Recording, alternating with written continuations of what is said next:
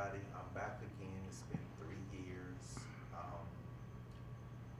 Before we get into this interview, I'd like to send my condolences to the anointed Francis Kelly, the sister, Sister Louise Patterson. As you guys know, I used to sit up under Bishop G. Patterson's ministry from 1984 until 1986. Francis Kelly is very dear to me. I got a text message, I think it was last Sunday, about 12:48 a.m. I was asleep. This Sister Patterson had passed to glory. I want to let Sister Francis Kelly, I love you, and my prayers are with you and your family. And like I stated on Facebook, Francis Kelly is like my family. Our family go way back to really back to J.O. Patterson Sr. when he was born in 1912, and my great-grandfather was born in 1899, and my great-grandmother, my great-grandfather, Pastor Peter Baker, was born in 1899, and my great-grandmama, Cassietta Epsbeck, was born in 1899, and J.O. Patterson was born in 1912, and somehow J.O. Patterson and my great-grandmama, she ended up working for him in the ministry very early. And my Uncle Sel was born in 1929. So he was like 17 when my Uncle Sel was born. And he watched her grow up in Memphis, Tennessee. And as years went by, Sister Francis Kelly, it's really strange how our families was always sort of knitted together down through the years. But Sister Francis Kelly and Sister Louise have a sister named Jacqueline Dowie. And they went to Booker T. Washington and Douglas High School in the Douglas community. And that was one of my Uncle Sel's very best friends. They grew up together. So as you see, we have a long family history together. And back then, wasn't nobody nothing. They were all starting out, Uncle Sel, I'm seeing with Songbirds of the South, and moved to Chicago, joined the caravans. As years went by, Louise ended up marrying G.E. Sister Francis Kelly ended up being an evangelist and went on television, had her own television show. Now she's a world-renowned evangelist. G.E. Patterson came to reside in Bishop. Esther became a world-renowned gospel singer. And myself came behind them and became a legend in my own rights. So our family go way back. We have a long family history. I want to let the world know once again, and like I stated on Facebook, Francis Kelly had nothing to do with the clashing between me and Bishop G. Patterson. It was something, she was at Pentecostal Temple, I was at Bound for Blessings Temple of Deliverance. I don't think she knew anything about the sexual assault, anything, to probably after I released the book. So I'm letting the world know now she had nothing to do with it. The conflict was between me and G. Patterson. And I just want to let her know I love you. I consider her as one of my part of my family and my aunt. She's very dear to me. And I want to say this to you, Aunt Francis, what Uncle Sel told me. It doesn't matter what I feel about it. It doesn't matter what you feel about me. It's what I feel about you. That's what the Lord will hold me accountable for. I love y'all. Pray much for me. We're going to go into this interview. Now, let's go to the interview now. Hey. Hey, how are you? I'm good. Okay, so B, I got a few questions for you. Yeah, let's talk about it. Oh, let's talk about it. See, I got an email. I want to say I got an email from Sister Nicole Mullen, who is the ex-fiancée of Donald McClurkin. If it wasn't her, it was somebody from my camp. And that's what really inspired me to do this interview because I said, okay, she's emailing me. As you know, he got on TV One. I might be moving too quick in this, but I have to address this boy is just so, he's crafty and he's not honest. And so I want these questions that I'm going to answer, it's going to open up your eyes once again to the tactics of him being evasive and I call it shystery. So I want to talk about this because when I did that interview on him and Kirk Franklin,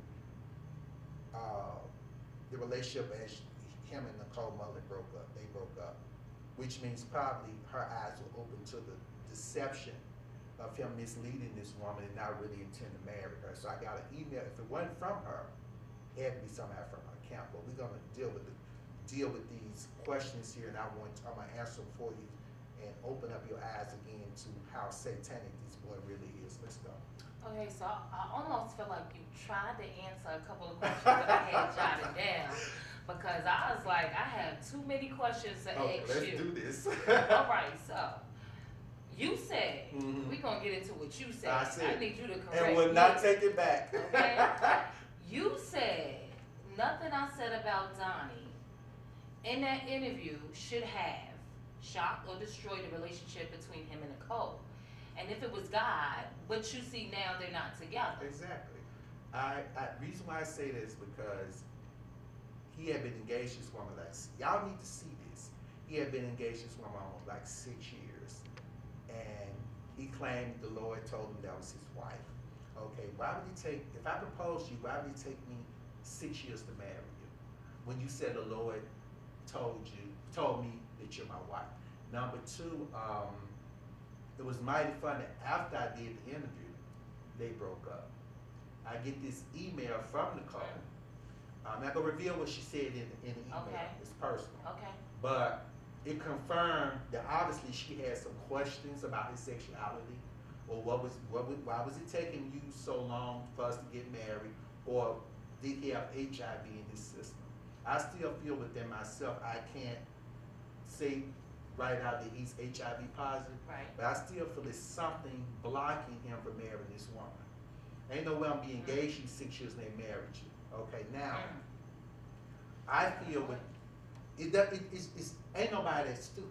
Right. So if me saying this, okay, all of a sudden you ain't engaged this woman no more.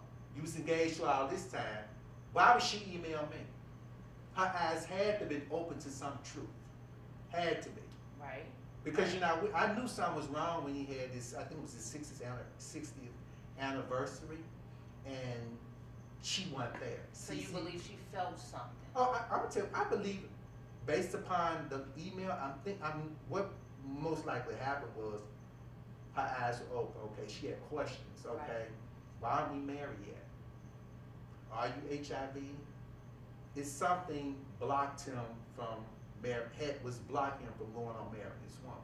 Then number two, if he really loved her and that was his wife, nothing I said should have affected their relationship.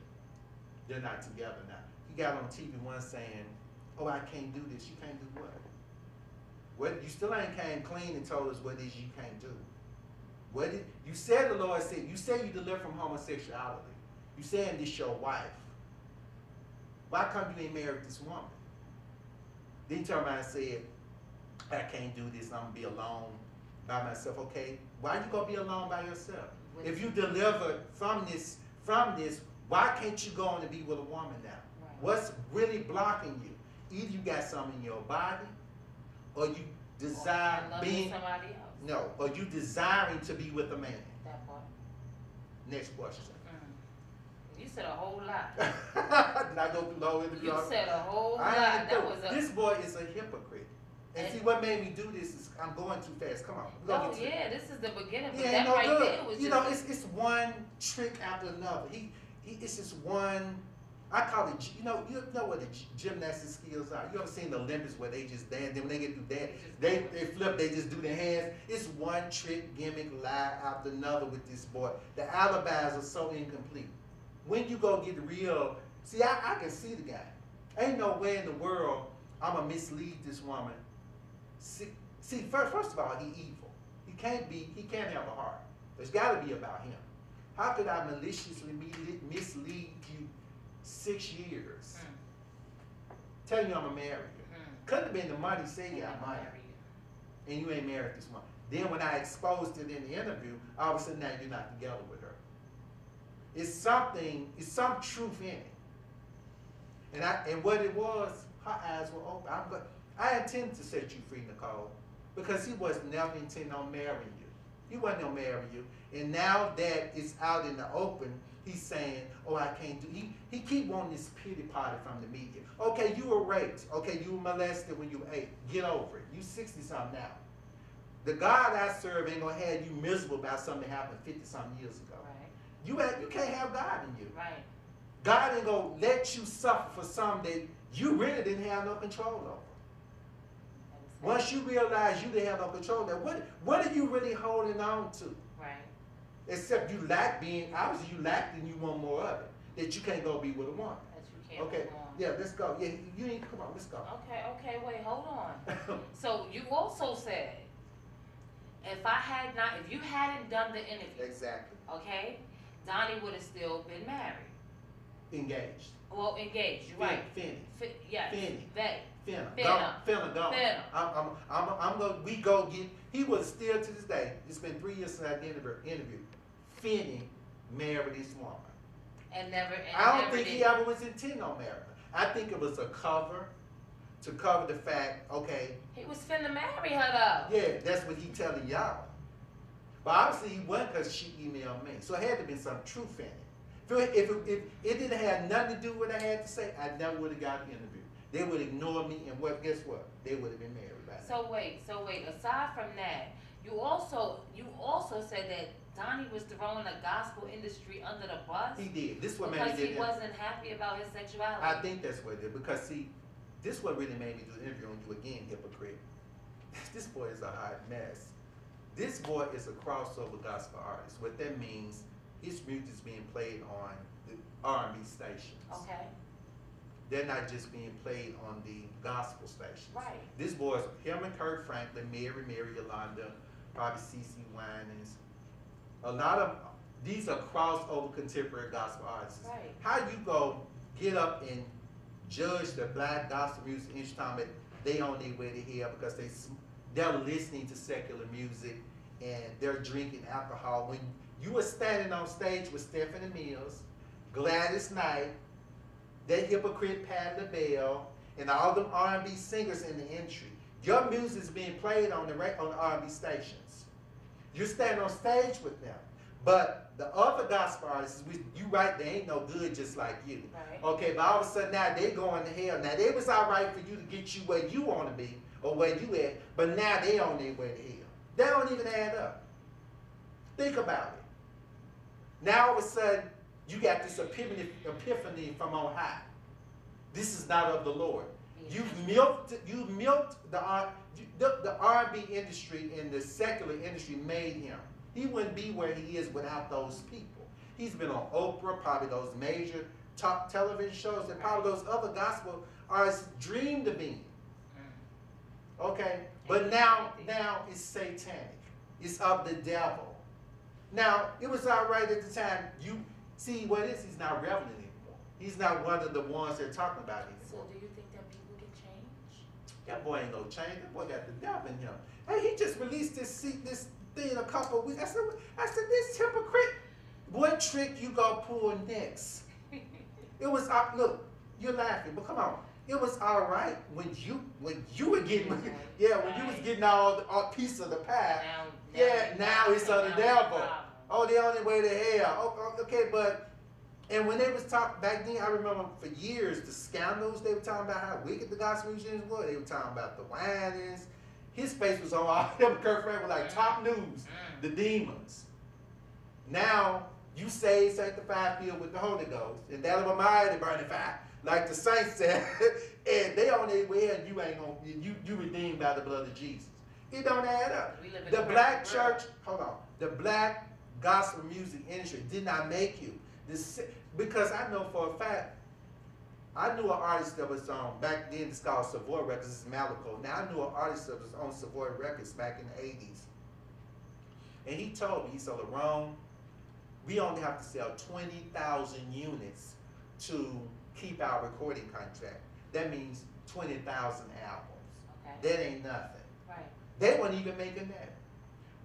Gospel singers still are not top selling chart sellers compared to probably hip-hop probably busting the charts. Right. R&B and soul, you know what I'm saying? Right. Diana Ross has got nominated for a Grammy for her album she released. Thank God for that. You know, but she's one of the only ones that's held on to that love soul thing. A lot of them going R&B. But what I'm trying to say, gospel music still isn't the top selling in the in the industry like the rest of the music. Right. And they know that if they don't go contemporary, they're not going to really sell no records. Right. What I'm trying to say, everybody's known the church never really bought gospel music. Right. What they do, reason why, because y'all let them sing y'all songs in the church. So why we go back? If they sing your songs in the church and the choir singing your songs, what we go buy the album for? We sing that at church. Right, we got the main song. That kills a lot of y'all sales there. You see my point? So how you go turn around and see what I'm trying to tell you, hypocrite? You can't fool me because I know the industry, okay?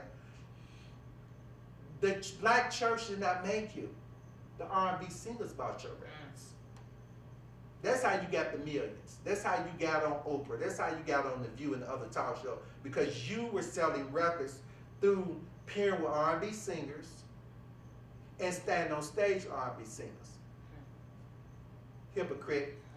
Come on, bring it on.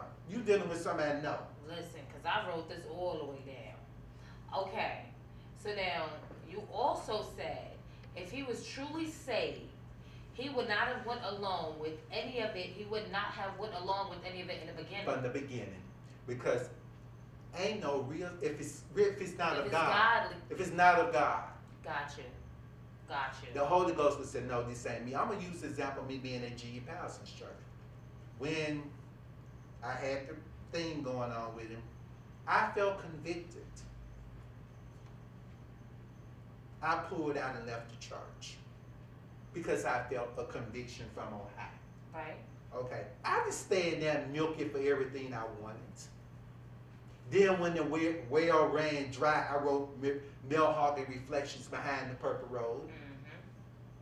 I'm a hypocrite. If I'm going to sit there and suck it for all I get out of it, then when the well run dry, oh, they on their way to hell.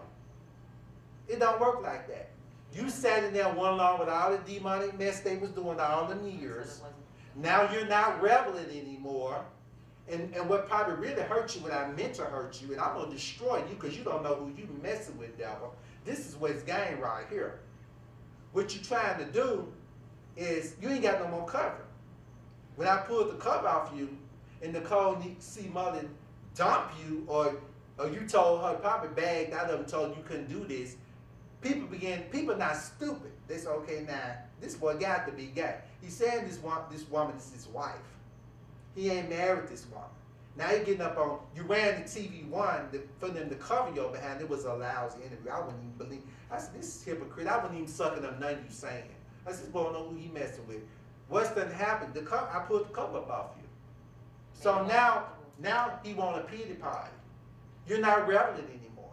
You don't have this woman to hide behind no more. God forbid she get up and just tell the whole gospel truth. That's what it is. You have nowhere to hide. You like a frog on a log in the middle of a lake, looking stupid, telling people I'm gonna be alone for the rest of my life. If you're delivering from homosexuality and you desire a woman, how come you ain't got there? Who you think you're talking to? Let's go. Wait, I'm on frog on a log in the middle of the lake. He told the people, oh, I'm gonna be alone. He wants this pity party for. I got raped when I was 19. Okay. I saw that G's Palace and Church. Check this out. You think I'm still crying over there? I'll be 58 next month looking for it. You know how I look good because hey, you got to let that mess go. Right. You're not holding. I can't keep holding on to something that happened to me. Don't you know probably what? It happened in 2 more years, be 40 years ago, that happened to me. You think I'm still crying over that? You know what I'm saying? But now, question real quick. Okay, come on. on. Do you think that he's holding on to it because some people are mentally strong enough to let go? Like no, he hasn't let go. This is the problem. He's doing. He's gay. Right. And he know that if he come on and admit that he gay, the gospel career over with. Okay. See, that's all it really is. Okay. See, if he could do it, it's a lot. He ain't on the gay one in there. Okay. That whole black. I'm here to tell you, I know all them black male gospel singers are homosexuals. That whole black. Everybody know it. Hello? Ooh. Listen to me. Hello? The problem is that he knows that if he come out and say he's gay, which people not stupid. But I mean, No. See, Okay. but you're dealing with the church. Okay, it's different. It's a mental Right. thing in the church. Okay. If you come out and say, oh, he really want to hold on to the career, and if he could be gay and hold on to the career and don't get judged, he'll be okay with it. But he can't. He know that if he says, okay, I'm gay, it's over. he already fearful. He already fearful because I put the cover off of him. Okay. Now Nicole C. Mullen ain't with you no more. Okay. What you gonna do now? Right. You said you delivered from this. This ain't a problem with you. But you're telling people over here that I'm gonna be alone for the rest of my life. That ain't adding up. I mean, come on, right? I mean, right. Wait. So let's reiterate this. Okay. Because I remember earlier you said something. So I just want to go back to what you said and just remind the people. So you said that how is he going to throw the R&B soul singers under the bus? Exactly. When the fame he got from them. From them. Okay. Patti and Gladys and probably Stephanie Mills. He's been. So it wasn't because of his actual talent. Well, yeah, but Okay. I'm saying what I'm trying to say, he got a video now where he's bashing the gospel They service. helped, right. But they were listening to secular artists. They gave I'm telling y'all hypocrites now, and I put in all my interviews. I'm gonna keep on listening to Miss Diana Ross. I don't play none of you hypocrites in my house. Miss Diana Ross ain't going nowhere. You hear me? Not over none of you hypocrites. Everybody know y'all ain't no more some homonging, nothing. Well, see, half of them wish they could be R&B singers.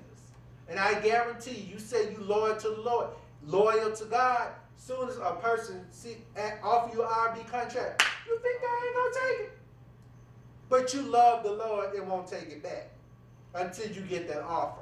I don't know who you hypocrites fool them, because half of them R&B singers come out the black church. It ain't a black face in the music industry, in jazz, blues, whatever. Right. That whole industry come out the black church. They sang in some at the choir. you know what I'm saying? All right, so wait. All right, so off of Donnie. No, are we through with that boy? We done with Donnie. Okay. We done with Donnie. We done with Donnie because I want to get to the T. I want to get to the T. Hold on, but do you see what I'm saying? I get exactly what you're saying. How are you gonna throw? I mean, I have to say this. I mean, let me calm down. How are you sure I got all the questions for him? Oh, 1,000%. How are you going to throw the gospel music industry under the bus for listening to secular music? Right. When you have appeared with these people, when you would not be who you are if you had not gone through these people to get where you are today. And if it was such a sin and abomination, the spirit would have convicted if you were saved. The relation, like I said, with Bishop G. Pastor. When stuff was going on, I couldn't take it. I felt convicted by the spirit, so guess what? I got up and left. I didn't stand there and get all I wanted out of it. Right. Then when because this is the problem. This is a song Expo. You ever heard a group called Expose? Seasons change. Right. People change. Right. The season has changed. You're not relevant anymore. And You got other artists out there. Like that. Yeah. That's the problem. You can't handle it. That's the problem with that Dyke Shirley. See, she keep trying to hold on to stuff. Because she don't want to let go. She don't want to let go. See, once you get it, it's a bad feeling. And see, that lets me know you're not serving God. Because you was in the spirit, so okay, God's okay, let this go. Transfer the mantle to this person, let them go on and go on. Right. You see what I'm saying? He keep trying to hold on. You're not relevant anymore. So this is what he's saying, okay, now they on their way to hell. But when you was out there with them, getting the trophies and the fame, it was all right. You ain't had nothing to say then. But now they on their way to hell. Okay, let's get to the T, whatever you're talking about here. My auntie Patti. Let's get to the T. You like Patti LaBelle. Listen. This hypocrite. Okay. Patti LaBelle, hey, her and Donnie like this. They go call each other, and she might come and call and do a concert with him. But see, remember now, Donnie, she on her way to hell. That's what you talk. That right? You telling the church that they on the way ever listening to R&B singers. So I don't want to see you on stage with Patti LaBelle and Gladys Knight no more, or no R&B singers. Hello, church. When you see this, something should wake up in your mind. I saw a preacher, a prophet called Marcus Rogers, had his face and his face up there, and they giving this boy this pity party. Oh, he's exposing the industry. He ain't been telling y'all nothing. He ain't telling y'all nothing. I ain't been saying for years to have the other people that know what's going on in there. He wants this pity party. Let's get to this wannabe Patti Labelle you talking about. Can the church say amen? Let's get to this. Okay, so define legend. Okay. No, you tell me what it says. Oh, okay. So a legend. Mm-hmm. Listen to this, y'all. I wish y'all listen to this. A legend is what? A traditional story, sometimes popularly regarded as historical, exactly. but what? Mm-hmm. Unauthenticated. The legend of King Arthur. Mm-hmm. Okay. Okay. Now define icon. Icon. We did. Okay, go show you. Listen to me, people. Please listen to me. The difference. See, this was wrong with y'all. Before you get to icon, icon is the highest level of fame you can get to. Remember that. So when I started my career, I was what is called popular, renowned, now I'm legendary. Legends only happen after 30 years you being in a career. Okay? I am not an icon. I can't fill up a 40,000 seating arena or coliseum alone. I can't do that. I'm not ashamed to admit that. Now the question is, would a legend? A legend is a matter of, it's 4 steps of fame: popular, renowned, legendary, icon. I'm a legend. Legendary means a story that's been handed down from generation to generation. I'm what's defined a legend coming out of a family of icons and legends. I have a history of legends and icons in my family. Right. And because of my works, I'm legendary. I'm not an icon. If I do a greater works, which I plan to start recording in the future, when I die, I will most definitely be an icon. Okay? Define icon. Okay, so icon, hold on. I want you to hear me because I'm going to break down to y'all this hypocrite Patti Labelle, what she's trying to do. She ain't no icon. Let's go. Okay, so an icon, a painting of Jesus Christ. Who? This is a person you worship. Icons are people you worship. Read slowly. Or okay. Another holy figure. Mother Mary. Typically Mother Mary. In a traditional style on wood. Used as to devotion in the other Eastern churches. Okay. Are you finished? A person or thing regarded as a representative symbol as or worthy of veneration. You finished? Yes. Okay. Talk to you. What she just read, let's bring it home to now. Natural icons, mortal gods. We have mortal gods in the industry. Elvis, I'm from Memphis, Tennessee. Elvis Presley is a mortal god. That man, I remember when he died in 1977. I'm from Memphis. We was living in Raleigh. They broke the news. Elvis died. Times, people shook all over the world. These are the R&B pop icons. The Beatles. Them men been broke up I don't know how long, but guess what? They ain't gonna never die. The Beatles. You heard the Beatles? I heard the Beatles. Look how young you are. How old are you? I'm 38. But see, you shouldn't have heard of the Beatles. You get my point. Follow me. I'm going to show you something. The Supremes. Heard of the Supremes. Who I heard Stop and Name Love, Baby Love, Where Did I Love Go? These #1 hit songs. The Supremes. Okay, let's go to Cher. The Cher, Madonna, Michael Jackson, Prince, Janet. Patti Labelle. Patti Labelle's not an icon. I'm finna show you why she ain't an icon. Okay, come on. That's the point. Teach me. Okay, she keep trying to put herself on the level. This skank. Icons do not need nobody to fill a building up. They don't. You think Janet, the Fox So would Janet Jackson be allowed? Of course. Janet Jackson can't come to the Fox Theater. She might be at that concert. The Mercedes Stadium. What you think? Alone. Hey, alone. By herself. Cher was here. Tickets gone less than a day. Icons. Madonna. Let's not touch Madonna. Think about it. The mess we'll have out here with Madonna in town. You get what I'm saying? These are Diana Ross. Tickets gone. You don't want that mini pad. You can't touch Diana Ross. This woman broke barriers in the 60s. This woman record sales was with Elvis and the Beatles. White people. She probably she want to beat Diana Ross. It ain't gonna happen, sweetie. Oh, let me finish. I'm not through. Go ahead. We gonna get down the line. These are mortal icons. Are mortal gods. People camp outside for these people tickets. Them icons. It's the truth. Icons are people. What we call Michael Jackson was an icon. People, hello. Michael Jackson was an icon.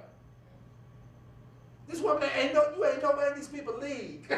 You ain't sweet to give it up. Okay, these icons are mortal gods. People hate to say you don't supposed to worship nobody but God. People worship these people. You got people dressed up like Elvis. You got people. My cousin Josephine Baker. There was a guy actually committed suicide. I think he committed suicide over Josephine. People worship these people. Well, you did say something that just like I think kind of like dawned on me, because you just made a statement and you said people dress up like Elvis. You have people that dress up like Michael Jackson. They're icons. But you don't see too many people dressing up like Auntie Patty. Ain't nobody trying to camp out. Let me tell you something, baby. If a person camp outside and fly hundreds and thousands of miles to see you in concert, I had some friends of mine that was from Memphis, Tennessee, Right. about 300 some miles away. They actually drove from Memphis to come see Diana Ross at the theater. I know some friends of mine that flew to another country to go see Sharon Diana Ross. I'm just make an example. Ain't nobody. I know some friends down here that I'm gonna ask you a question. I'm gonna put you on the spot and surprise you. Just say what is you gonna ask me so I remember. Ain't nobody flying out of the United States to go see no pie cooking maid like you, sweetie. You keep trying to put yourself on this big level like you so big, but you don't have the catalog or nothing. She don't have the catalog. The Bluebells was a flop. I'm sick of you getting up on these interviews trying to cut down Ross down like she took Cindy Birdsong off you. That's not why Cindy Birdsong left your group. You weren't hitting. You didn't have no hits. I think y'all started out in 61, 62, 63. From 62, see, I researched your little name behind that one. You can't trick Baker. What happened from 63 to 74, they went through 8 labels. 8 recording labels. Wouldn't nobody sign your lame ass. That's what it was. She couldn't keep no recording contract. Cindy Barry Gordy, bitch, quit saying Diana Ross took that woman from you. Bitch, I'm sick of your ass. Getting up. I'm sick of her trying to. Keeping it cute. She's a hypocrite. Hold on, let me speak. Barry Gordy went to Cindy Birdsong and said, look, I want you to sing with the spring. Diana didn't have nothing to do with that. She wrote in Secrets of a Sparrow. Hello? You keep trying to blame her because you want to be her. You calling down. What you calling Diana Ross for? If she done stabbed you in your back like you said she did, why you even calling? Right or wrong? If I'm so nasty, low down, and underhanded, why you calling? You do for one moment. If I did all this to you, why you calling me? Why you want to be my friend? Oh, it's in the past. She claimed they're friends, it's in the past. But you okay, when that man asked you that question, if Diana Ross was your friend, and just say you did something to me, and we cool now, right? Okay. And then Tony come to you and said, look, I heard Baker did da da da da. You know, he come to me. Guess what I'm gonna say? Look, me and her cool. That's in the past. Right. I ain't gonna talk about it no more. The Bible says thrown in the sea of forgiveness. Child, yeah, honey, she went in my dressing room and oh, she gets up. She's still emotional. Her whole demeanor changed. Oh yeah, but you telling people you an icon, but yet, skank, you was at the Fox Theater dragging Stephanie Mills behind you. Why you need Stephanie Mills and Gladys Knight to help fill up a $4,600 $600 seating capacity theater? If you're an icon now. Speaking hold on. If you're an icon, hold on. Yeah, wait a minute. If you're an icon, icons don't need nobody what? Right or wrong? That was my Can I get an question. amen? Amen. That was my next question. You think one Mama Cher and Madonna and Diana need Gladys Knight? They have to fill up a theater? They don't. You must be reading my mind, though. You must have knew, because I was definitely about. See, y'all need to hear this, because see, I'm so black. I don't know why y'all don't read nothing. Y'all don't read. She called it CBS Good Morning for Memphis. What your lane behind? What you on there for? You ain't got no album out. You ain't, nothing. Only time you should be going to the media, bitch, is when you are up finna promote something. She get up there and folks, she know, yeah. Diana Ross came in my dressing room and sitting in birth song. That woman was grown. If you ought to be mad at anybody, you ought to be mad at Sidney Birdsong. But now Sidney Birdsong ain't Diana Ross. So, and the interview she did was with Revolt. I said, look at this helper. Who you think you fooling? Okay, she had to look for some publicity, because guess what? It got Diana Ross' name on the head. Okay, if the interview was about anything else, it would just say Patti Labelle talks to Revolt. Now you got a Patti Labelle drama with Diana Ross. But you claim you cool with Diana Ross. So it had to be, because you know that if you just put it up there, we won't get no ratings. It's got probably 500,000 ratings on. Now why? Because Miss Time is Diana Ross' name attached to it. Who you think you tricking?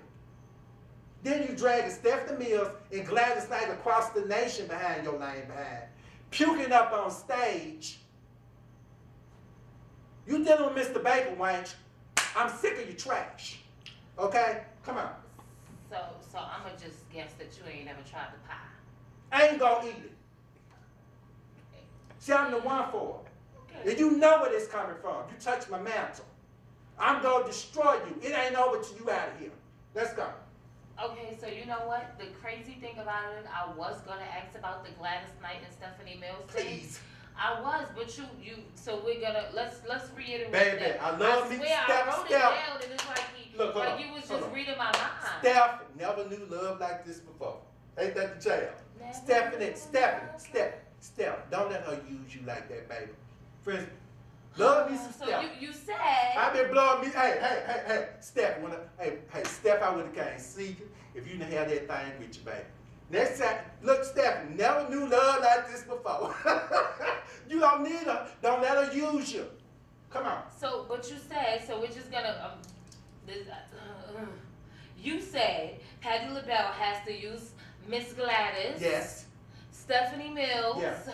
And other legendary singers to fill up a 40,000 not 40. Oh, 4,000. I said 40. I'm sorry, you said 4,000.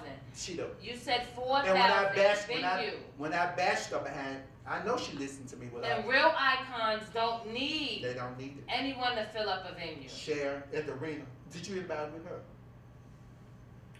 I mean, she can. If she hold on, if they would, guess what? She promoting them, and because she needing to buy the tickets.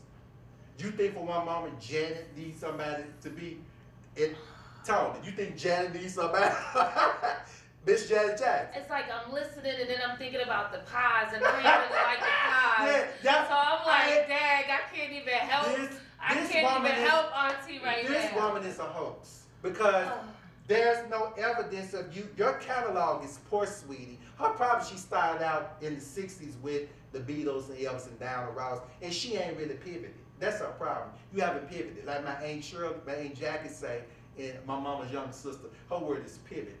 You haven't pivoted. You haven't grown. You're taking crumbs from the table. It is the crumb that you can get, you take.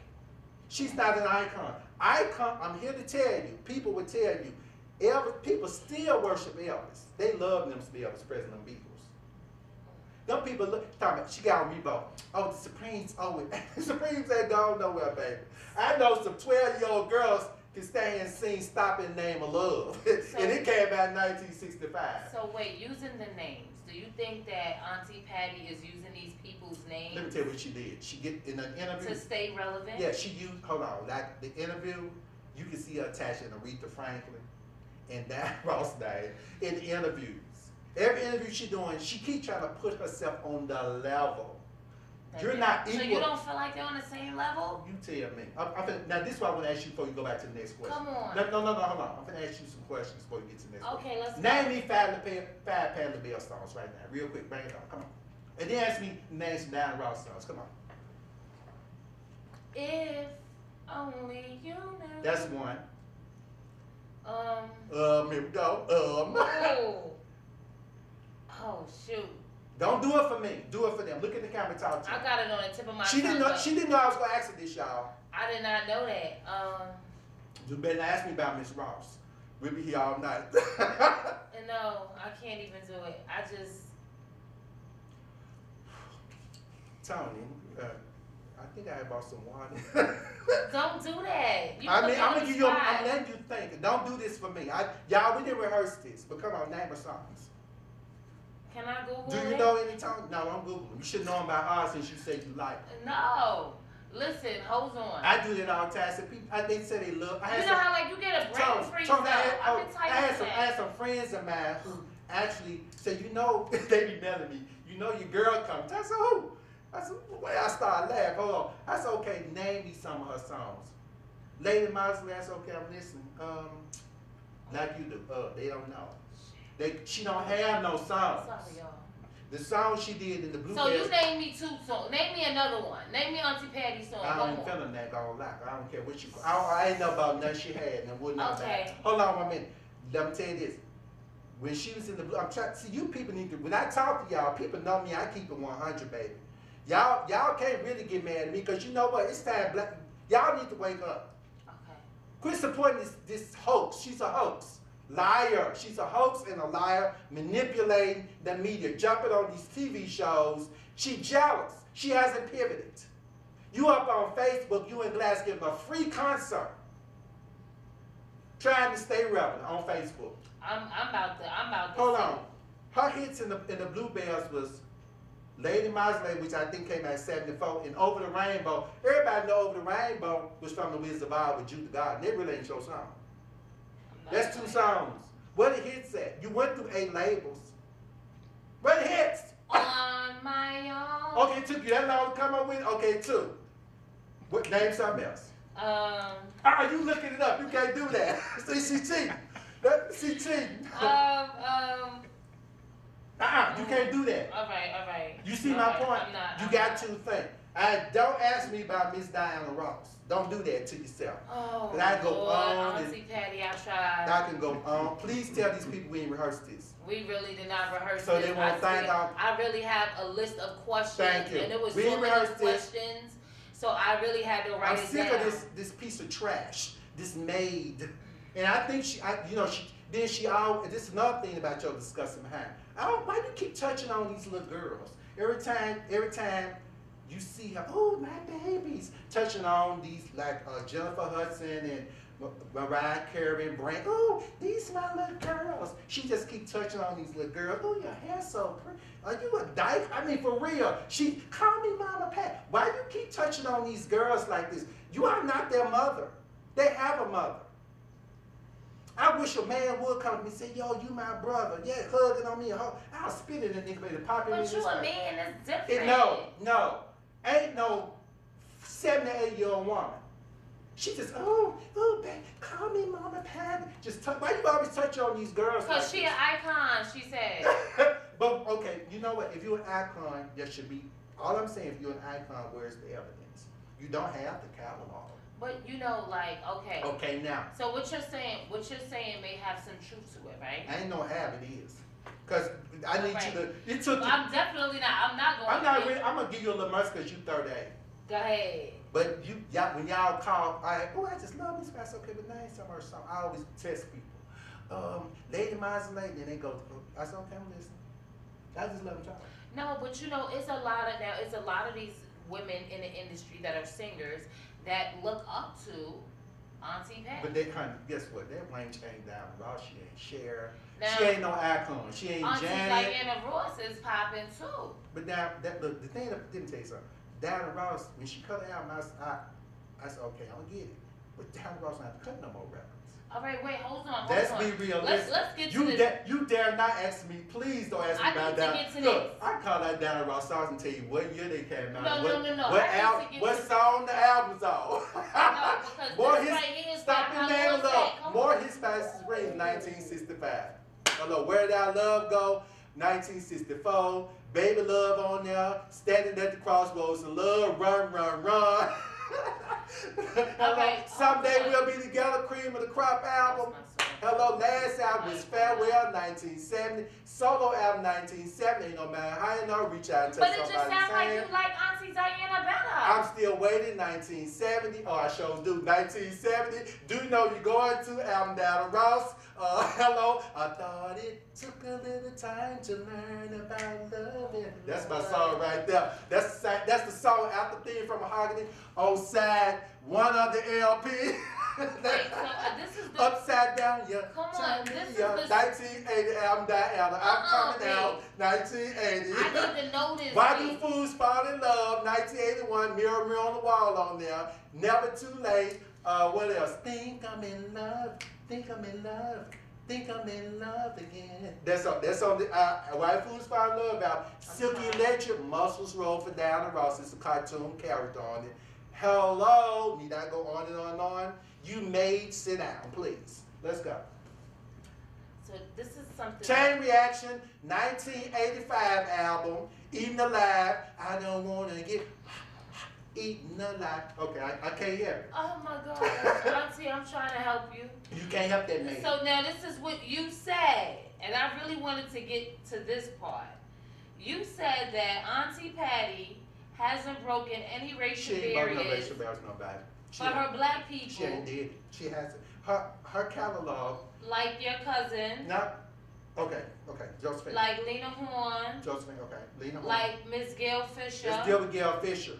When you talk about racial, see what made Diana. See this. She jealous because she was. See whether she started out around the time Diana Ross did. Okay. And the Supremes broke the racial barrier. Okay. Because they were on Ed Sullivan shows. Oprah Winfrey said, you know, it was strange because the day they was on Ed Sullivan show, December 27, 1964. Right. Was my mama had me that morning like 12:46 in the morning, or 12:45, about 12:43 a.m. 64. That night. Somebody's Look, that night. That wasn't here. The day I was born, that night, my mama holding me. That night, my mom probably was in the bed in the hospital holding me, and they was watching the Supremes on Ed Sullivan show. 3 black women. Oprah said, I started crying. Oprah said, no, I probably was like bucking, like, ooh, you know. But I'm just saying, it was strange day. Her first appearance was the day I was born. It was like destiny. I ended up loving this one. But hold on. Oprah said, color folk on TV. He said people right to TV to see the prank because they broke a racial barrier for black people. And that's what it is about Diana Ross. She ain't broken no barriers. Diana Ross is, you know, did you see what she sang for the Queen before the Queen died a couple months ago? Oh, really? A sea. You know what a sea is? You can't see the end of a sea. Oh, wow. All you see is just water. Right. People was They was there. This flooded. you need to give up, sweetie. You done missed the mark. Oh, I'm so sick you getting up on these TV shows. You are lame. You a hoax. Where's the catalog? You could probably get all her little hits on one CD. And they'll probably throw, I say 13 songs on one CD. But you throw your 4 or 5 little hits, wherever they are on one, they'll probably throw some on there to make it 13 that ain't hits. Because you ain't got none. Okay, now let me say this. Because you She's said pathetic. one of the most, you said one of the most disgusting things you saw Auntie Patti do. You said you saw Auntie Patti pull out a pistol and put it on the table. On the television. That's how pathetic the television star with Lee Daniels. Yes. She played the part of Queen Latifah. And it's so funny because I was an extra in that show. You were? I was. A couple of series that they had. Were you in it? I was an extra. So I was a security guard. No, I was a correction officer at one of the points of Saw when they had the correctional They facility filmed in it the here. jail. Yes. It was, I heard the Morehouse professors were trying to get it pulled off TV because it was just degrading to the black people. This is how disgusting she is. She'll take any crumb from the end, but you so That's mega. crazy. You're such an icon. When you're an icon, you don't have to take little crumbs. Right. Okay, check this out. She played Queen Latifah's and Brandy's mom. I remember. She came and pulled a pistol out on the table. But you supposed to be representing your black. You promoting violence. That's really what it is. You so big. You should some move parts. You should be able to turn down. So I'm not gonna do that. I heard Lee Dance was trying to get. I didn't watch their trash. No, I'm saying it was a TV show. It was a part of But the we show. know it's entertainment. But guess what? It was just the fact that it happened. I respect Darren Russell because I remember in her career she said, She said, I ain't gonna be showing my body. You have a choice. If you really an icon and you up there, you ain't got some things you ain't got to do. She got to because she trying to stay relevant. She ain't fooling me. But I said to myself, how could you promote this kind of violence when all this black on black crime? I don't care if it is entertainment. You got a lot of people who cannot decipher entertainment from reality. Right. They listen to a lot of this rap music actually acted out on the street. Right. You're promoting violence, but you're representing. You are some trash, honey. You a piece of pathetic garbage. I don't know who you think you tricking. Because see, I know, I read stuff. I ain't never about your records. Never, ever, never will. But I'm letting the world know you a piece of trash. And you ain't fooling nobody with these free concerts, dragging Gladys Knight and Stephanie Mills, these other legendary women behind you to fill up a building. They ain't 5,000, you can't fill it up. When Darren Ross filling up arenas and coliseums all over the world, she was over in UK. Go on YouTube, it's just people everywhere. Everywhere, tickets gone. People still trying to get a ticket. Hello? Cher, Janet, Madonna, probably Celine. People came out behind you, honey. They came behind you 20, 30, 40 years. They now sold you. Filling up arenas of coliseums. And you still up here holding on to trash happened 50 years ago because you jealous that you weren't the one broke the barrier. So now this is a question. Do you think Auntie can really sing? No, she can sing. Okay. But she ain't no good. She's a host. She's trying to, she's pitiful. She's a pathetic piece of black trash. Well, at least and I will not take it back. She ain't no good. I mean, she keeps trying to put herself on the level. Like, hey, you're a legend like me. I can't fill up an arena. I ain't gonna sit up here and think I can fill up an arena because Josephine Baker or my cousin or try to push myself out to be more than what I am. You are what you are. If I don't do more work, I'm a die legend. Hello? Ain't no wrong. To be a legend is proud. A lot of people don't get legendary status. Hello? You achieved to be a legend. But quit trying to put yourself on the level with these iconic people who worked to be who they are and got works to prove who they are when you don't have it. So you don't think that Auntie worked hard? No, well, yeah, she did, but obviously they ain't sticking, they ain't working. Because you still need somebody to fill. Okay, look, you still need somebody to fill up a 4,500 seating capacity auditorium. You're not an icon. Let's get to Are this you next listening? question. Hello, can you imagine Janet Jackson being at the Fox Stadium? No, because I know Janet Jackson gonna fill up the whole. Honey, let me tell you, why would they she? Gonna need more than just a five. Why would she go there? Well, she can go to the Mercedes Stadium. And how many people get in that building? In the Mercedes Stadium? Sure. The Mercedes Stadium you can see way out in Cobb County, so how many people can fit in there is a whole nother ballgame. Do you honestly, do you see my point? Work with me, people. This woman cannot fill up. Every time she's in concert, she got some other legend with her. You're not an icon. You're not an icon, sugar pie. Them mushy pies, you need to just go on, get your mop and broom and ammonia and stay in the kitchen and clean the kitchen and mop the floors and cook them nasty pies made. Because you honey, at 78, bleaching your hair blonde, trying to be seen. You are not an icon, sweetie. Okay. You don't have the catalog. So let me get to my next question, right? Because you said, Lord Jesus, B, you said, okay, you said Auntie is 78. Oh, I got the verbatim. Like I had to really write this down word for word, cause I couldn't believe, like, oh my gosh, B, Okay, you said my auntie is 78 years old, piece of a wannabe, black trash, verbatim, trying to be seen wearing loud blue and yellow, fingernail polish, and bleaching her hair blonde, looking like a nasty porn star MILF. That's nasty. Oh, hold on. You got a 78-year-old woman with, look, loud blue fingernail polish on. I had to close my mouth, y'all. I mean, anybody with any morals can look at this. A 78-year-old woman with some blonde hair, with some blue fingernail polish on her fingers.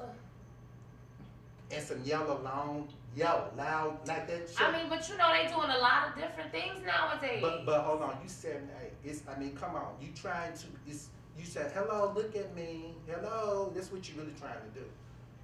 That's disgusting for a 7. A nasty, no, a MILF isn't the point. MILFs are old cougars who like young boys. So, you know, they nasty.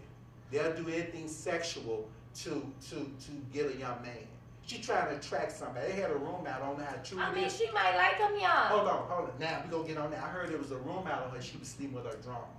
Then she got on breakfast. The little young boy was like 40-something. I don't know how true it is, but hold on. Next thing I know, she was on the Breakfast Club and he addressed it. That's not true. And I said, yeah, sure it ain't. But now, I don't know if it is true, because the stuff I'm saying about her, you can type and see it, the evidence. But I guess I wouldn't put it past if you would. But like, this is the question though. What if she just likes some young boy? Now, I'm gonna tell you what her problem is. She doesn't want to. When it comes to that part of the appearance, you can be old and carry yourself with class and respect. Right. You know what I'm saying?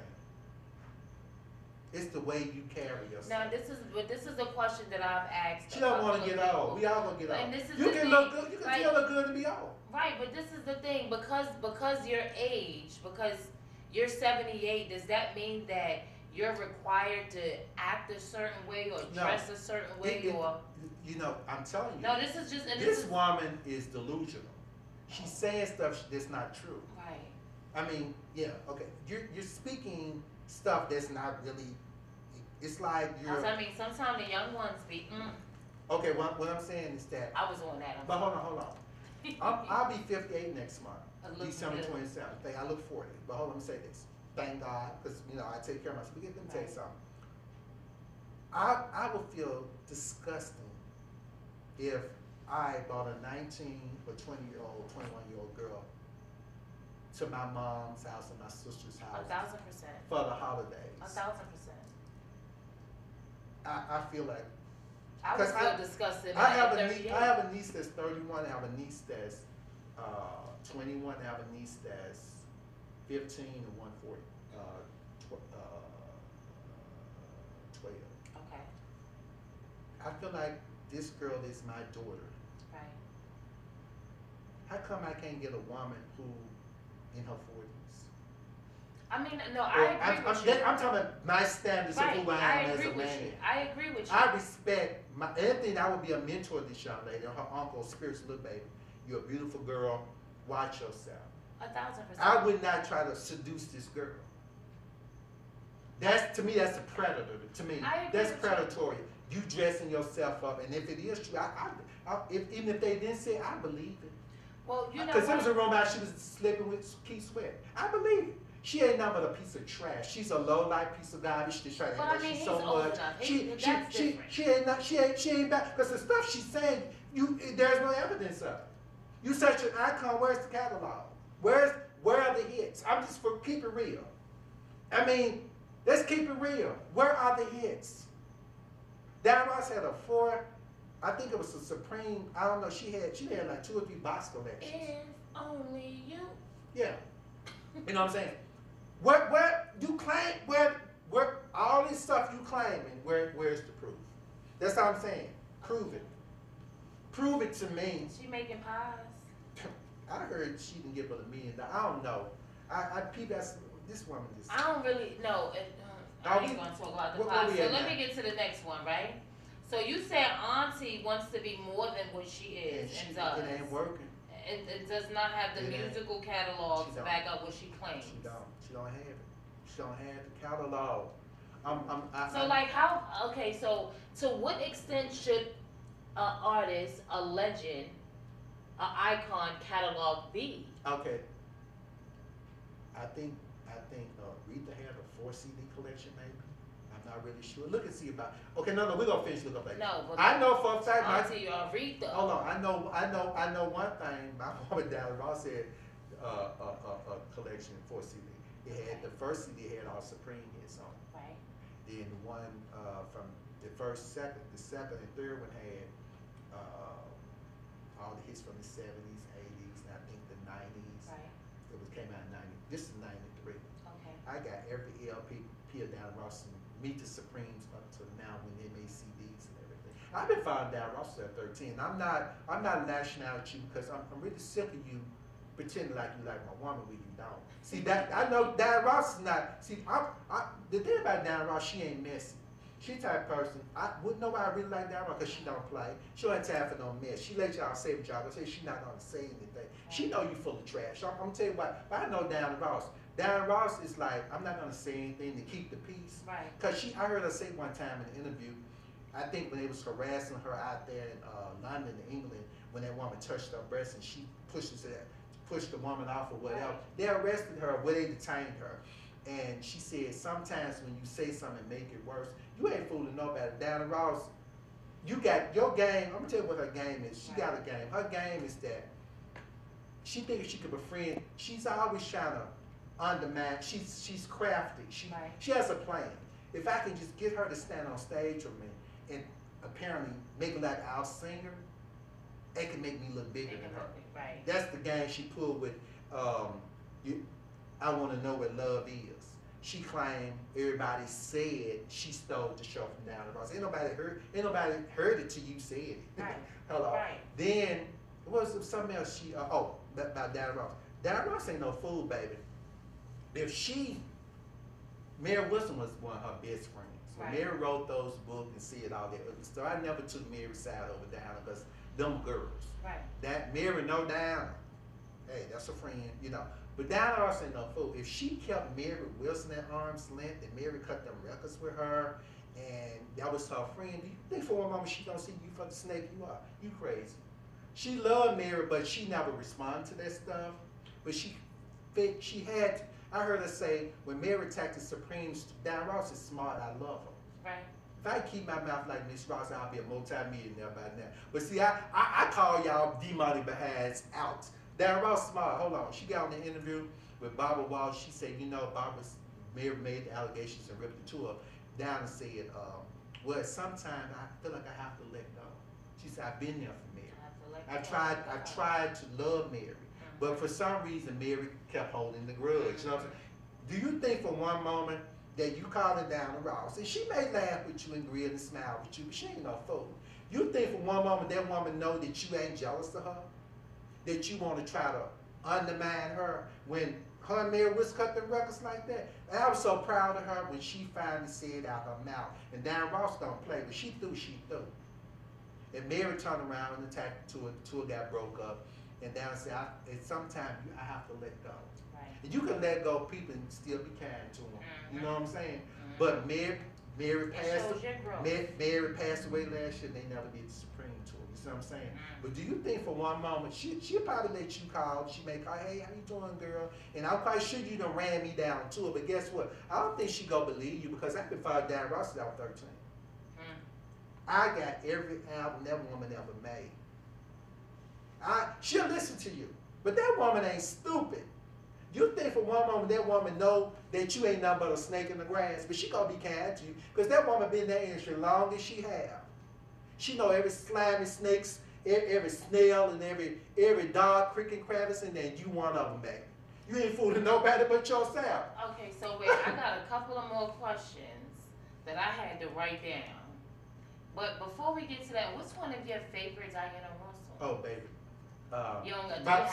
Supreme favorite song is Reflections of the Way Life Used to Be, because I named my book Malehogany Reflections behind the purple robe.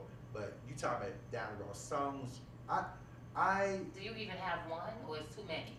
You know what? Reflections. I played Reflections yesterday, I think it was. Okay.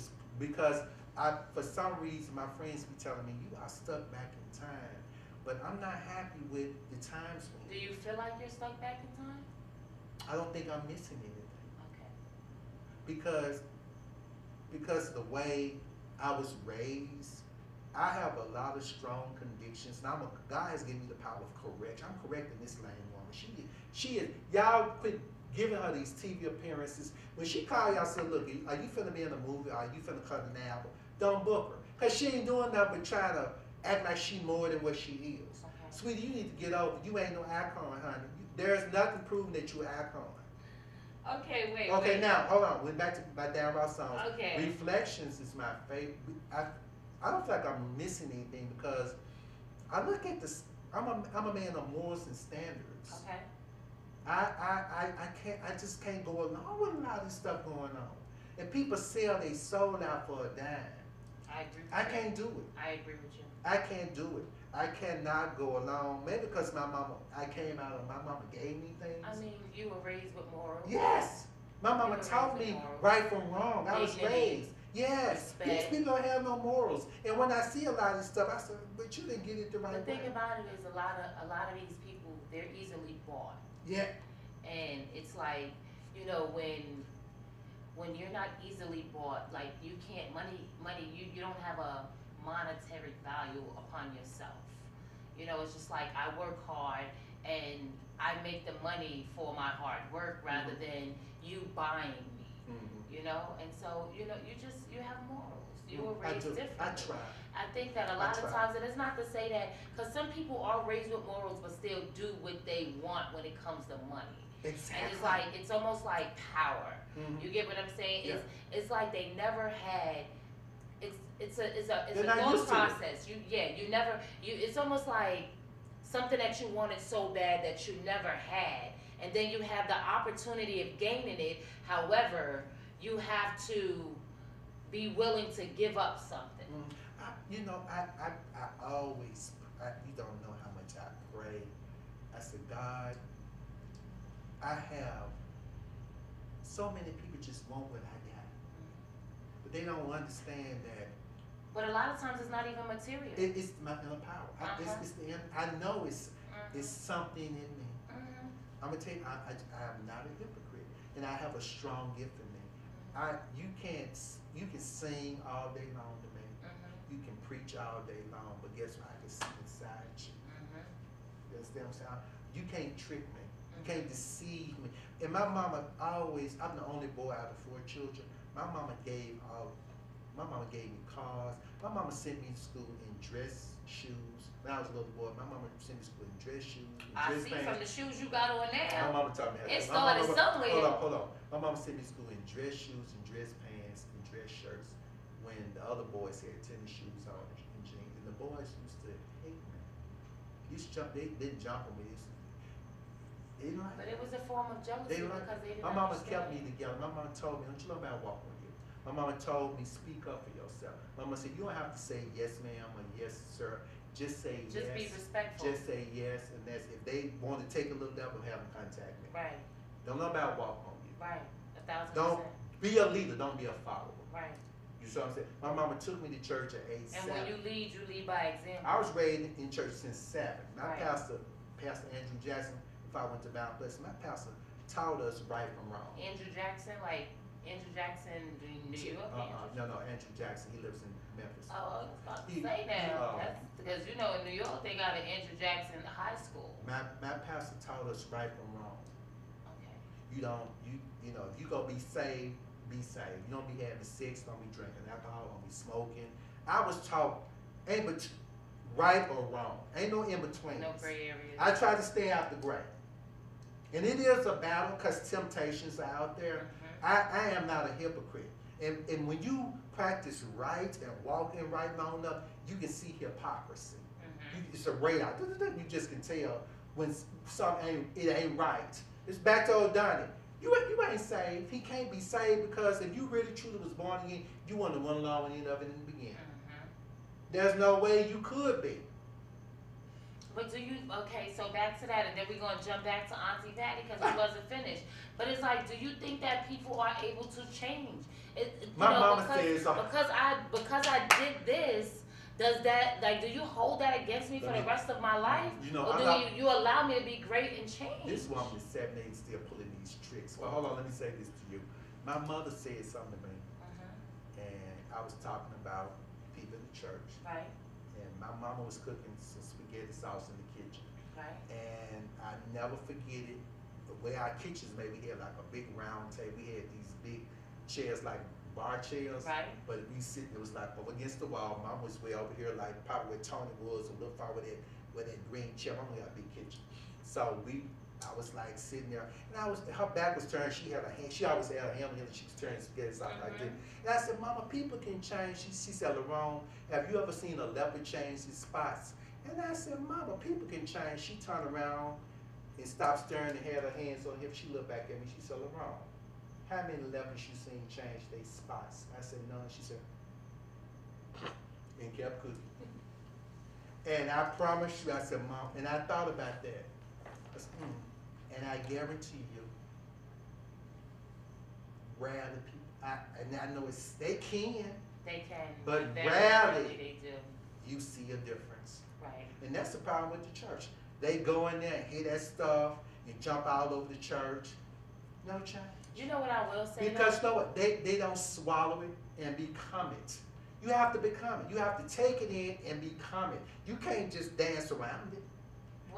But the reason why I'm as strong as I am because my mama taught me these things. Right. My mama taught me how. It wasn't a church. No. Or it wasn't a right. And my mom and dad. I'm in the country. My mom and dad. We had family meetings. Me and my 3 sisters. My mom and dad. We talked. But that's important. You need that. You understand? Yeah. Like it's more like you growing pray up. for me. When you grow up in the much. church, I'm not one. You know, a lot of people be like, "Oh, do you go to church?" And I don't go to church because as I got older, I felt like, you know, church is one of those escapes. Like people, they use church as a shield. There's something wrong with it. Right, they use church as a shield. Like, oh, I go to church, so I'm perfect. And it's like, no, like people go to church every day and they be lying and they be stealing and they be robbing and they be setting up. And so I learned from, like you said, I have a praying grandmother.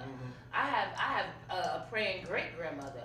Like these prayers have lingered and it went on like. Seriously speaking, my grandparents are still around. My grandfather is 90, just made 90, May 13th. Wow. And my grandmother will be 85, December 13th. Okay. And my grandparents, I mean, let me tell you, let me give you a quick little history real quick. Yes, okay. My grandparents, 90 and 85, they had 9 kids, right? No lie. I'm just going to start from them. On from their 9 to from their kids, grandkids, great-grands, great-great-great. It's about, I counted it. So the last time I counted, it was 84 of us. Everybody is still alive.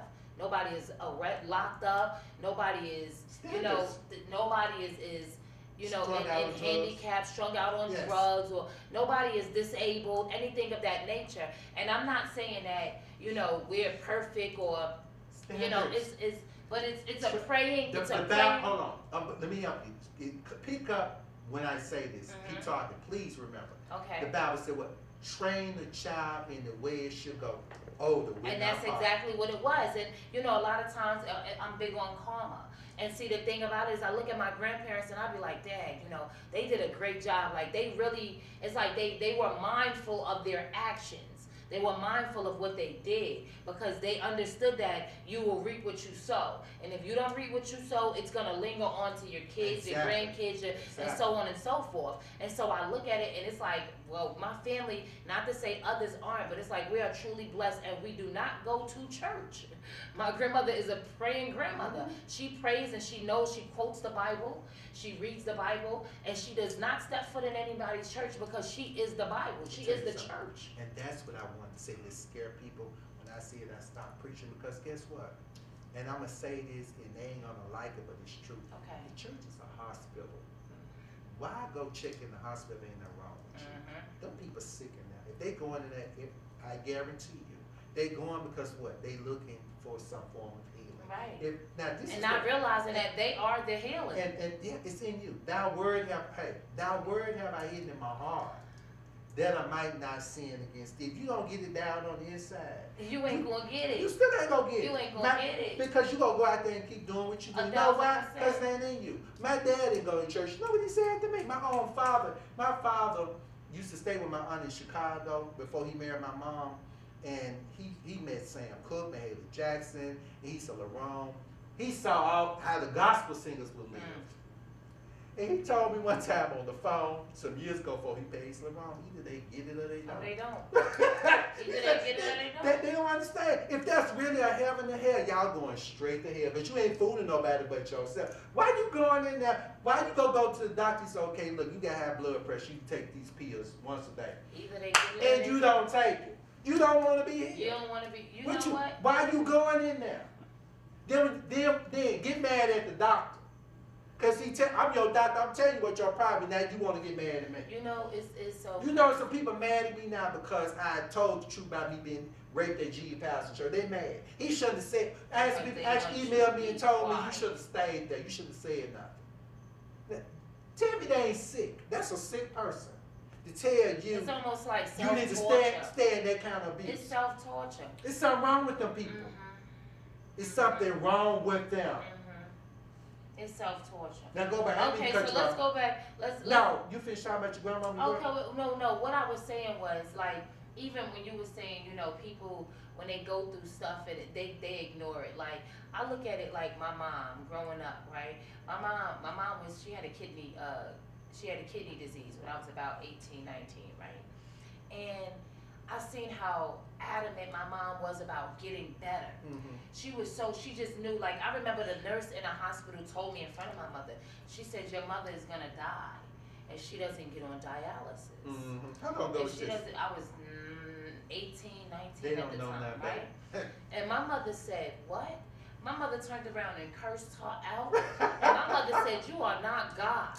You don't tell her that I'm going to die. You don't speak on my life. Yeah, she said you don't. Right. And so my mother, you know, the thing about my mother, because I see stories and I hear situations and, you know, and I see people who parents are sick, right? And in my mind, because right now, I was 18, 19 at the time, I'm 38. My mother, she had one blood transfusion, right? My mother never got on dialysis. My mother had a hip replacement. You couldn't tell she went through none of that. She walking around here. She played basketball with me. We go to the basketball court. But the thing about it is, right, it was mind over matter. And so she didn't allow it to control her. And I see these people and I see, you know, I have friends and I have, you know, people, I hear stories and they like, oh, you know, my mom got cancer or my mom is sick and then she still smoke or they still drink. And it's just like, dang, like, you know, I wonder. And I don't say it, but in my mind I be thinking like, damn, your parents don't love you. Because my mother, she said, I was going to live for you because I know you wasn't ready for me to go. You couldn't handle this world by yourself. So I just prayed and I just stayed strong. And she stopped doing whatever it was that wasn't conducive to her well-being. You know, she said, I'm going to make sure I live for you. And she did. And so when I see people going through health issues and it's like, your parents ain't stopped smoking for you. I haven't smoked a cigarette in 2.5 years. And I had a cyst on my breast, and I didn't know what it was, right? But it scared me enough to say, oh, no, I'm not going to smoke no cigarettes. Like, I want to live for my kids. Exactly. And so I stopped. And people are like, how did you stop smoking? And I'm like, shoot, because I don't want to die. I got kids to live for. Yeah, and so I try to understand when people find out they got health issues and they continue to do the stuff that's going to break them and kill them, why mentally do you not want to live for, not even for yourself, but you had kids, you have a purpose. So why you don't want to live for your kids? You understand? Like, why do you just want to die? Like, was that the purpose of your life? Yeah, the purpose of your life was to just like to live and to do drugs or to drink or to smoke or to do this stuff and then that's it. And then they say, oh, you got cancer. And it's like, you're just going to keep smoking or you're just going to keep drinking or you got alcohol poison or you're just going to, oh, well, you have COVID. And, you know, you just put yourself in these situations where you don't want to better yourself. It's like, it's really, I tell people when you're sick, it's a mental thing. Because, see, your mind goes first. Your mind goes before everything else. And as long as your mind say, I'm going to die, your body is going to die. Because your body is feeding off of what your brain is giving it. You understand? Your brain is saying, oh, I'm done. And so your body is like, I don't want to wake up. I don't want to work hard. I don't want to work out. I want to stay 500 pounds and be obese and then dying because I'm overweight. No, tell yourself you're gonna be great and you're gonna better yourself, and know that you have know that you have it in you to want to live. It's like nobody has a purpose anymore. Yeah, who don't? Nobody has a purpose. And I look, and like you said, it starts from home. And this is why when my daughter, my 8-year-old, she's like, Mommy, I want to go to church. And in my mind, I'm like, girl, please. Like, you know, and you understand? It's like, it's so toxic that it's like, I just want, like, okay, so let me show you. And I tell my kids, I'm going to teach you how to deal with life. Because, see, if I teach you now, by the time the world tries to corrupt you, you're going to be able to decipher right from wrong. You're going to be like, oh, yeah, nah, my mother told me about that. Oh, yeah, my mother told me about you type of people. And then you'll be able, because, see, the thing is, if they jump, if they go that way, then it's like, oh, you had a choice, Pooh. Because Mommy told you this was going to happen. I'm very vocal and honest with my kids. Because I don't want them to be surprised. You know, I don't want them to be surprised. I don't want them the world to ain't gonna have the world is not at all. No. Not at all. No. The world is a cruel place, and you have to be able to be very vocal. And them churches are full of predators and pedophiles. And you can't be scared to say. They are. You know what God showed me? I mean, cut y'all. And I'm gonna tell y'all something. I said, God, why do they cling to the music and the preaching gospel? Because they so half of them. They have to have. Hold on. No, they have to have it to feel important. They know they feel disgusted. But I read something up on a drug that's circulating out, and it was saying somehow a lot of people, they need that to feel good about how nasty and despicable they really are. So how, but see, you can't see because they dress up like it's they self-sabotage. Yeah, they dress up like they so holier than thou. You know what I'm saying? But it's just a cover. The Bible said having a form of godliness but denying the power there. The power you got in you, they don't have it. They don't have what is called self-resistance. The Bible said, resist the devil, he'll flee. They don't understand that. They flesh is so out of control. You said something, okay, if I'm not going to do this, I'm going to do this for my children. My children need me. Yes. Love will make you do great things. But the thing is, you have to know love. True. They don't know love. You get what I'm saying? No, you have to know love. No, if you don't know love, there's a difference between love and sex. Between love and sex. There's definitely a difference. And if you don't know love, how can you expect to love something so much to wanna live for it? Amen. You get what I'm saying? Right. I love my kids to the point where, you know, I always thank God. I'll be like, God, thank you. Like, God chose me. I'm grateful that God has chosen me to, you know, guide and protect and to love on these babies, because it's like they look for me to have the answers, you know? And as mom, I want to make sure that I prepare them. Like, times have changed from when I was little. From when I was little, I used to think that my mom, like, I would hear my mom over talk with her friends, and it's like, oh, girl, this person died, or that person died, or, you know, just, and I'd be sitting here like, dang, mommy losing a lot of friends. But then when I got to that age, it's like, dang, this person is dying, and that person is dying, and I'm sitting here and I'm wondering, and I'm like, you know, I never want to be in that situation. It's almost like you see what life is, and then you know what death is. And because you see what life is and you know what death is, you never want to be on the death side. You want to be able to know that you have lived your life to the best that you have could have. Good, bad, and indifferent. Nobody's perfect. And because nobody is perfect, we don't live a perfect life. We make mistakes. And because we make mistakes, we're entitled to fixing those mistakes. We're entitled, we're able to right those wrongs. You understand? We're not perfect, but we have to lead by example. Talk to me. We have to lead by example. And if we're not leading by example, then what are we doing?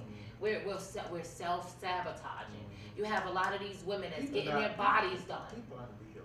They're getting their bodies done, and they have, you know, you have this fake body and you have this fake image. Well, why do you think they're doing it? They don't love themselves. No. They're trying to attract attention. It's the attention, but it's you don't love yourself. You understand? You're right. You don't love yourself because I'm not perfect. I have scars, but at the end of the day, I'm perfect for me. I told somebody, I said everybody isn't going to be thin. Listen, I hate the fact that I never had boobs. I used to be like, God, why you making me bigger titties? You understand? I wanted bigger titties. Be quiet. I swear. I used to be like, when I when I get some money, I'm gonna get some breasts. Don't do that. I used to always say that, right? My mother be like, when you get older, you're gonna gain weight. I'm like, no, I used to be a 0 for a long time, literally. I used to be like, no, mommy, I need some, I'm trying to get thick. And then I got older, okay, and I started gaining weight. Yourself. And I'm like, oh, okay, you know, I like this. And then I see these women who's getting their bodies done. And I had a good friend of mine, right? She got her body done and she had a whole new attitude. And then her friends, they had their bodies done too. And that's the type of friends she had. But I couldn't be friends with you because y'all not conducive to my well-being. Because see, when I look in the mirror, I love me. You understand? And I don't understand and can't relate to you. Did we gotta get back to the question. Yes. But hold on, let me ask you this. Do you feel, did it take you, did you have to go through anything to get to that point? Or did you just wake up?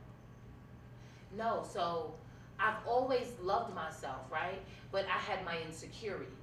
Okay. Loving yourself and insecurities are two different things. Insecure about what? So I was insecure about my skin. I had eczema. Okay, as a kid, I've always had eczema. And so what happened, not only did I have eczema, I had my skin blemishes. So if I cut myself, normally like people's skin would fade, mine would turn into a black spot. And so I was insecure about my skin. I used to wear tights in the summertime. So you went to the root of the problem and solved it. I knew what it was. No, I got older. It was a picking, like, so, you know, sometimes people bite their nails. I used to bite my nails when I was younger, right? Then I stopped biting my nails and I would pick at my skin. And picking at my skin was my calm. That was my calm. And I still have a habit of picking at my skin. But I love who I am. Now you do. I still do. Skin and all, because what I realized is, listen, men gonna like you bad skin or not. They gonna love you regardless. But you know, you just gotta love you. I don't know what it's like, you know, to not love as far as my body shape. I don't know what that's like. You're a pretty lady, so I don't know what you're talking about. I mean, that's the thing. So I don't look in the mirror and be like, Dad, you know, I don't like who I am. I want to get surgery, or I don't know what that is. And I teach my girls that. So you think, okay, back to the question. So do you feel that, we have to get back to the question. Yes. Back, now, let me ask you this thing, go back to it. Yes. Do you think a lot of people are, well, I know the answer, I don't know if I'm asking you. I think you summed it up there. I think that's Patty's problem. I don't think she know who she is. No, a lot of times people don't. I really truly believe that she is not happy with whoever she is. And no matter how old you are, and that's bad to be that old. Imagine, you know, and it's strange because I really, people say I never met nobody like you, but I really have never lost myself in no. As much as I love Diana Ross or love, you know, people, public figures on television, I never wanted to be them. I looked at them as an inspiration. Me neither. You know what I'm saying? Me neither. I never ever lost myself in no one else. I was always inspired, like you said. Yeah. I was inspired by the craft, by the talent, you know, but I never lost myself to the point where, like, even when celebrities die, I'm not the girl that cries about it. Yeah. The reality is this, we all live to die. And a lot of people have not accepted the fact that we live to die. The only thing that we're promised is death. That's the guarantee. We're guaranteed to live to die. You know, sometimes I hate the gift of me. Right. Because I see so. 1,000%. I see more than what you're telling me. 1,000%. And I mean, you don't get out of my face. Child, you think you mess? I have never seen so, and Lord forgive me, I'm not saying I'm 100 perfect. I've never seen so many people that are just plastic and change it to a chameleon. And they normalize it. To get what they want. I've never seen just all out there. Whatever it takes. It's normal. I have met some people just whatever it takes. No matter how immoral it is. I can name some people, no matter how immoral it is. If this is what I gotta do to get what I want, to make me feel good about me, then so I'm talking in church. So be it. And that I said. There's no pride, there's no respect, there's no dignity. Okay, so look, hold on. Last couple of questions, because I wrote it down and I don't wanna, like, we gotta get to the core of this, right? So you I said. kind of said enough about that one, but let's go. I mean, I just want to get. Okay, well, I'm gonna get to my last one. Okay. No, go through. Let's get through. Okay.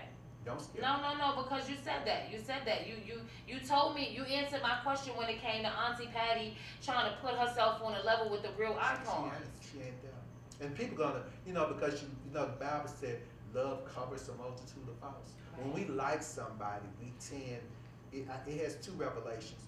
When we like somebody, we tend not to see them for what they are.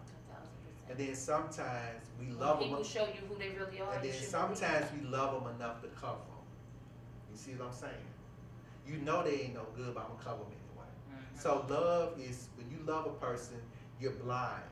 But you know one thing about me, I thank God, me and my mother had a real deep conversation about 2 months ago. Right. And we never end on bad notes, but we disagree on a whole lot. And I said, Mom, one of the things you're angry with me about today is because there were things you taught me that you didn't uphold. And she said, what? I said, you heard me. Mm-hmm. Look, I said, you look at me and you don't like what you came out your womb. And she said, I taught you to be, she had to remind, I'm proud of you that you stand up for yourself. Because see, you can't break me. I'm 58. And if you ain't broke me in 58, I'll be 58 December. If you ain't broke baby by now, it ain't gonna happen. But the Bible said, train the child in the way it should go, older will not part. If I ain't, look, if you ain't broke me down by now to be a hypocrite, you ain't gonna be able to break it ain't gonna happen. That's like an old tree out there. You all gotta go and just go and cut it down. Because there ain't nowhere in the world. By now, if y'all know, y'all ain't messing with somebody who don't play the radio, you better wake up and realize. Because you demons can't trick me. I'm just looking, I be looking at you, okay, who you think you talking to? Like I read through. Some of it just common sense really to me. But I think, you know what I found out? I don't want to be deceived. That's why I'm not deceived. Right. I think people deceive because they want to be. Right. Can't nobody make you do nothing you don't really want to do. That's what I've come to find out. So at the end of the road, you can't blame nobody but yourself. You wanted to go along with it, so that's really what it is. But you know what? Sometimes, even as adults, they can be peer pressured into, yes, it's a mental thing. I did. Remember, I ain't never been that weak. No, I don't know. Right. That's the key word, weak. I'm not. Some people are not. They're not strong enough. Some people are not strong enough to bypass it. Some people aren't strong enough to say, yeah, nah, that's not my thing. Some people do stuff just to satisfy other people to fit in. That's why a lot of people on drugs. That part. A lot of people, they got to fit in. You can't convince me, listen, I don't smoke or drink. You can't convince me to be like, girl, try this. I ain't doing that. No, that's not what I do. I ain't doing that. I ain't gonna do At no age. At no age I was never the type of person you can peer pressure. You can't convince me to do something that's not at all. And it's not really good for you. So hey, like you said, lead by example. I'm showing you the right way. When half the people that you watch have people that went along with, look at how they are. I'm gonna show you. Look at how they are today. Look at where they are today. So let's go to this last one. So the last question of the night. Okay, hopefully. You said Auntie Patty